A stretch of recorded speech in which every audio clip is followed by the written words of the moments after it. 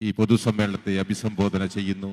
Indian Muslim വനിതാ പ്രസ്ഥാനത്തിന്റെ അധ്യക്ഷ NWF ദേശീയ പ്രസിഡന്റ് ലുബ്ന സിറാജ് സമ്മേളനത്തെ അഭിവാദ്യം ചെയ്യാൻ ആദരപൂർവ്വം ക്ഷണിക്കുന്നു. Miss Lubna Siraj, National President of NWF, who is cordially invited to share our insightful thoughts. Ma'am, please. A'udhu billahi minash shaitanir rajim. Bismillahir rahmanir rahim. Stage पर बैठे हुए खुसूसी मेहमान, तमाम जिम्मेदारान और कुनियाली मरकार जैसे वीरों की सरजमीन पर बैठे हुए मेरे अजीज भाइयों, मोहतरम माओं और बहनों, अस्सलामु अलैकुम व रहमतुल्लाहि व बरकातहू। मैं शुक्रगुजार हूँ पॉपुलर फ्रंट ऑफ इंडिया का कि उन्होंने मुझे अपने इस मंच पर अपनी बात रखने का मौका दिया और एक बेहतरीन मुद्दे पर जो सेव द रिपब्लिक कैंपेन चला रहे हैं। वाक़ियतन आज ऐसे मुद्दा बहुत ज़रूरी है क्योंकि बेशक हमारी डेमोक्रेसी ख़तरे में है। चंद ही दिन गुजरे हैं हमें आज़ादी के 75 साल का जश्न मनाते हुए। हमारा देश आज़ाद हुआ 75 साल हो चुके हैं। हमारे बुजुर्गों की बड़ी कुर्बानियों और मुशक्क़त से मिली है हमें ये आज़ादी। जितने भी फ्रीडम फाइटर्स थे उन्होंने अपनी मुफाद के लिए नहीं लड़ी थी ये लड़ाई, बल्कि हिंदुस्तान के बेहतरीन मुस्तक़बिल के लिए ये आज़ादी की लड़ाई लड़ी गई थी। सोशल, सेक्युलर, डेमोक्रेटिक देश के लिए ये आज़ादी की लड़ाई लड़ी गई थी, जहाँ पर हर हिंदुस्तानी को इक्वल राइट्स टू ऑल के साथ अपनी जिंदगी बेखौफ होकर जी सके। मैं आप सबसे और अपने आप से ये सवाल पूछना चाहती हूँ, क्या हम सच में आज़ाद हैं? आज जो हालात हैं हमारे इस देश में, इन फिस्ताई सोच रखने वाले हुक्मरानों ने हमें मजहब के नाम पर बांटकर अपनी सियासत को मजबूत कर रहे हैं। मैं पूछना चाहती हूँ, क्या हम सच में आज़ाद हैं?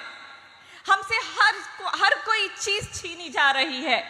सच बोलने की आज़ादी छीनी जा रही है, हक पूछने की आज़ादी छीनी जा रही है, खाना खाने की आज़ादी छीनी जा रही है, यहाँ तक कि क्या पहनना है उसकी आज़ादी तक छीनी जा रही है। फिर हम क्या सच में आज़ाद हैं? हमारी सोसाइटी को आज बहुत कमज़ोर किया जा रहा है कि वो सवाल पूछने से डरते हैं, एहतिजाज करने से ये डरते हैं। मैं इन फिस्ताई ताकतों से ये कह दूं, तुम चाहे कितनी भी कोशिश कर लो, हमारे इन हौसलों को कमज़ोर नहीं कर सकते। मैं ख़ास करके अपने बहनों से ये कहना चाहती हूँ कि आबादी बानू, जिसे हम बी अम्मा के नाम से जानते हैं, उनकी कुर्बानियों को याद करें कि किस तरीके से उन्होंने अपने दोनों बेटे शौकत अली और मोहम्मद अली के साथ आज़ादी की लड़ाई लड़ी थी। ये मुसलमानों में पहली औरत थी जिसने बुर्का पहनते हुए आज़ादी की लड़ाई में शामिल हुई थी। इस दौर में भी हमारे दरमियान ऐसी दलेर ख़वातीन माएँ मौजूद है, जैसे रांची में गुस्ताख रसूल के एहतजाज के दौरान एक 16 साल के नौजवान लड़के को पुलिस ने गोली मारकर हत्या कर दी। जब वो माँ से जाकर पूछते हैं उस बेटे के बारे में, तो वो कहती है कि मुझे फ़ख्र है मेरे बेटे पर कि उसने जालिमों के जुल्म के खिलाफ आवाज़ उठाई और शहादत हासिल कर दी। जब तक हमारे मुल्क में ऐसी माएँ जिंदा है, हमारे हौसले और बुलंद और जिंदा होंगे। हमें अगर इस देश में डेमोक्रेसी को जिंदा रखना है तो सवाल पूछना जरूरी है, एहतिजाज करना जरूरी है। ये हमारा फंडामेंटल राइट है। ये राइट हमें हमारा संविधान जो डॉक्टर बाबा साहेब अंबेडकर ने हमें दिया है। हमारा देश जो दुनिया की सबसे बड़ी डेमोक्रेसी है, आज उसी कॉन्स्टिट्यूशन को ये फिस्ताई ताकतें कमजोर और बदलने की कोशिश कर रही है। हमारा ये देश किसी एक की जागीर नहीं है, ये सबको बराबरी का हक देता है। सभी का खून शामिल है यहाँ की मिट्टी में, किसी के बाप का हिंदुस्तान थोड़ी है। ये देश सबका था, सबका है और सबका रहेगा। हम हमारे कॉन्स्टिट्यूशन में किसी किस्म की मुदाखलत कतई भी बर्दाश्त नहीं करेंगे। हमें ऐसे मूवमेंट्स को हिस्सा होना होगा जो लोगों के अंदर बेदारी, एक हौसला और एक उम्मीद पैदा कर सके कि हाँ, मैं अपने हक के लिए खड़ा हो सकता हूँ, मैं सवाल पूछ सकता हूँ, मेरे हक के लिए खुद खड़ा हो सकता हूँ। मंजिलें रास्ते पर खड़े रहने से नहीं मिलती, मंजिलें रास्ते पर खड़े रहने से नहीं मिलती। मंजिलें अगर पाना है तो रास्ते पर से गुजरना होगा, वो रास्ता चाहे कितना क्यों ना मुश्किल हो। लोगों की ये खामोशी की वजह से जालिमों का जुल्म न्यू नॉर्मल हो रहा है। जैसे बिल्किस बानो के ही केस में अगर से हम ले लें तो ये क्रिमिनल्स को रिहाई पर सम्मानित किया जाता है, हार पिनाया जाता है, यहाँ तक कि मिठाई खिलाई जाती है। इसे ऐसा पेश किया जाता है कि उन्होंने कोई गुनाह ही ना किया हो, कि ये पर्सनालिटीज हो। जो लोग इनको गुनहगार नहीं मानते, ऐसी घटिया मानसिकता रखने वाले लोग भी गुनहगार हैं। आज जब से ये पार्टी हुकूमत में आई है, तब से हम लोग देख सकते हैं कि जो जुल्म करता है वो जेल की सलाखों के बाहर होता है, और जो जुल्म के खिलाफ आवाज उठाता है उसे डराने के लिए जेल की सलाखों के पीछे डाल दिया जाता है।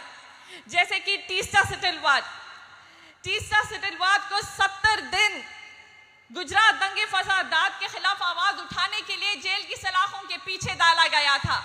मगर ये बेवकूफ लोग ये नहीं समझ सकते कि 70 दिन में किसी के हौसले नहीं तोड़े जा सकते। ये टूटने वाले हौसले नहीं है, ये बुलंद होने वाले हौसले हैं, और यही हौसले फिस्ताई ताकतों को राज नहीं आती। आज हमारे देश में औरतों के ऊपर जुल्म लगातार बढ़ता जा रहा है, रेप केसेस लगातार बढ़ती जा रही है। लेकिन ये पार्टी ने बहुत जुमलेबाजी करके पावर में आए थे। औरतों के सम्मान में बीजेपी मैदान में ये फिर उनका जुमला गलत हो गया। उन्हें एक्चुअली कहना चाहिए था औरतों के सम्मान में बीजेपी मैदान में नहीं, रेपिस्ट को बचाने में बीजेपी मैदान में, वो चाहे उन्नाव हो, कठुआ हो, हाथरस हो या गुजरात ही क्यों ना हो। ये क्राइम नहीं तो क्या है? 5 महीने प्रेग्नेंट औरत के साथ सामूहिक बलात्कार किया जाता है, फिर उसके हाथों से उसकी 2 साल की बच्ची को छीनकर उसका सर कुचलकर उसे मार दिया जाता है। उसके सामने उसकी बहन और उसकी माँ की इज्जतों को छन्नी किया जाता है और उसे मजबूर किया जाता है देखने पर, और उसके अन्य घर वालों को मार दिया जाता है। ये क्राइम नहीं तो फिर क्या है? और फिर बिल्किस को लहूलुहान हालत में वहीं पे छोड़ दिया जाता है, ये सोचते हुए कि वो मर चुकी है, लेकिन वो जिंदा थी। वो जिंदा थी ये खौफनाक दास्तां बयां करने के लिए, वो जिंदा थी। एक सर्वाइवर से एक फाइटर का एक मुश्किल सफर तय किया उसने। हमारे प्रधानमंत्री जी लगातार मुसलमान बहनों और बेटियों के हक के बारे में बात करते हैं। वो बहुत फिक्रमंद होते हैं और कहते हैं कि मुझे बहुत फिक्र है मेरी मुसलमान बहनों और बेटियों की। आज कहाँ है वो? क्यों खामोश है? जब ये बहन हक की गुहार लगा रही है तो कहाँ है हमारे देश के प्रधानमंत्री? क्यों कुछ नहीं बोलते? कहाँ है वो भाई जब उनकी बहनों को जरूरत है? बेटियां सिर्फ कहने से नहीं बचती, और खास करके जब वो माइनॉरिटीज और मुसलमान की बेटियां हो तो हमारे प्रधानमंत्री जी मौन व्रत धारण कर लेते हो जैसे कि कुछ हुआ ही ना हो। अब हाल ही में उत्तर प्रदेश के लखीमपुर में 2 दलित बच्चियों के साथ इज्जत लूटी गई, फिर उनके साथ गला घोट कर मार कर झाड़ों पे उनकी लाशों को लटका दिया गया, मगर फिर भी एक आवाज नहीं, कुछ भी नहीं। बेटी बचाओ कह देने से बेटियां नहीं बचती। बेटियों को बचाने के लिए उन जालिमों को खिलाफ सख्त से सख्त सजा देनी चाहिए, ना कि उनको रिहा करके, वो चाहे कितने क्यों ना संस्कारी हो। ऐसे में ऐसी सूरत हाल में मैं सलाम करती हूँ बिल्किस बानो के जज्बे और हौसले को कि इतने जुल्म और इतने साजिशों के बाद भी वो अपने हक के लिए खड़ी रही। अब ये हमारी जिम्मेदारी है, खास करके हम तमाम औरतों की ये जिम्मेदारी है कि और एक बिल्किस हमारे मुल्क में ना हो, और एक बिल्किस के साथ ऐसा जुल्म कभी ना दोबारा रिपीट हो जिससे हमारा मुल्क फिर से शर्मसार हो। हम औरतों को एक अहम किरदार निभाना है। ये किरदार नफरत के ठेकेदारों के खिलाफ, जिनका जिंदगी का मकसद बस यही है कि किस तरीके से माइनॉरिटीज पर जुल्म किया जाए, उनका जीना हराम किया जाए, कभी गाय के नाम पर, कभी मस्जिद के नाम पर, कभी हिजाब के नाम पर, कभी मदरसों के नाम पर। इनको हमारी मस्जिदों से, हमारे हिजाब से, हमारे खाने से या हमारे मदरसों से कुछ लेना देना नहीं है। इन्हें अगर से मसला है तो हमारी आइडेंटिटी से, हमारी शनाख्त से, जिसको ये मिटाने के लिए लाख कोशिश कर रहे हैं। लेकिन मैं इन हुक्मरानों की कठपुतलियों से ये कहना चाहती हूँ, तौहीद की अमानत सीने में है हमारे, आसान नहीं मिटाना नामो निशान हमारा। अब ये जान लो, ये लगातार ये नैरेटिव फैलाते हैं कि मुसलमान खवातीन जो है सप्रेस्ड और ओप्रेस्ड है। मैं उनसे ये भी कहती चलूं कि कदम ब कदम इस नफरत की सियासत के खिलाफ हम हमेशा खड़े रहेंगे। ये जमाना हमें कमजोर नहीं कर सकता, ये फिस्ताई ताकतें हमें कमजोर नहीं कर सकती। हमें हर चीज नजरअंदाज कर देने की आदत हो चुकी है और इसी की वजह से नफरत की सियासत को बढ़ावा मिल रहा है। हम भूल जाते हैं हमारे ऊपर हुए जुल्म को, नोटबंदी के वक्त की कतार में ठहरा रहना हम भूल जाते हैं। हम भूल जाते हैं कोविड के वक्त गंगा पर तैरती हुई लाशों को। हम भूल जाते हैं नेशनल लॉकडाउन की वो तकलीफें। हम भूल जाते हैं किसानों की वो खुदकुशियां। हम भूल जाते हैं उन माओं के आंखों से गिरते हुए आंसू जिसने अपने जवान बच्चों को खो दिया। हम भूल जाते हैं आसिफा पर हुए जुल्म को। हम भूल जाते हैं रात के अंधेरों में छुपते छुपाते लाशों, जलती हुई लाशों को। हम भूल जाते हैं माओं की इंतजार की आंखें, जिनके अनगिनत बच्चे, बेगुनाह बच्चे जेल की सलाखों के पीछे हैं। हम भूल जाते हैं। लेकिन हमें ये सब याद रखना होगा ताकि इस जुल्म के खिलाफ अपनी आवाज को हम बुलंद कर सके। हम ये समझते हैं कि जो बुरे हालात इस देश में गुजर रहे हैं, इसके खिलाफ लड़ने और आवाज उठाने के लिए हमें कोई मसीहा बचाने आने वाला है। तो ये जान लो, हमारी हिफाजत और हक के लिए, हमारे जुल्म के खिलाफ लड़ने के लिए हमें खुद ही को खड़ा होना होगा। हम लोग आज अगर इस जुल्म के खिलाफ आवाज नहीं उठाएंगे तो हमारी आने वाली कई नस्लें हमें इसके लिए कभी माफ नहीं करेगी। अगर आज हम खामोश रहे तो आने वाली कई नस्लों को खामोश रहना पड़ेगा।